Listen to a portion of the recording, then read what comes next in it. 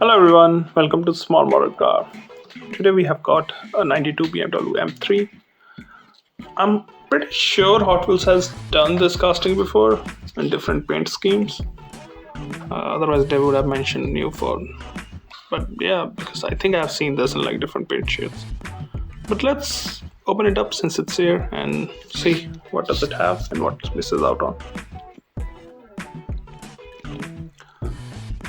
So the very first thing you will notice is this paint job, which is very different. You normally don't see this on BMWs by Hot Wheels, but it looks good, I would say. It's a BMW M3, so two-door. You got those classic M style wing mirrors. You got a Hot Wheels and then BMW M design strip there. Wheels are very common. You might have seen it on so many different Hot Wheels. Better than the multi-spoke chrome ones though, I would say.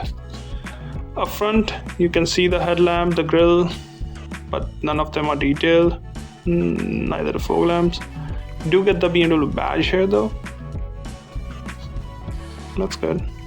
Now coming to the driver side, almost identical as the passenger side. As you can see, black interior, door handles are detailed, nothing special other than that.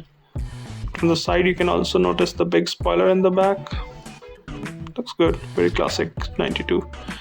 If you look from the top you can see how the the body is wider on the back compared to the front. So wider track, that suggests. Coming to the rear, you can see tail lamp, you can see the bumper, but none of them are detailed.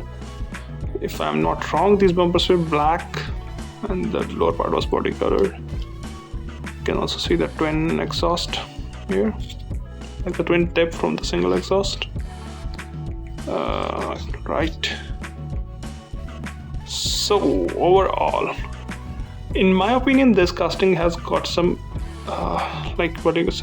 good chances. If you do a little bit of, if Hot Wheels provide a little bit of detail to it, it will look really good.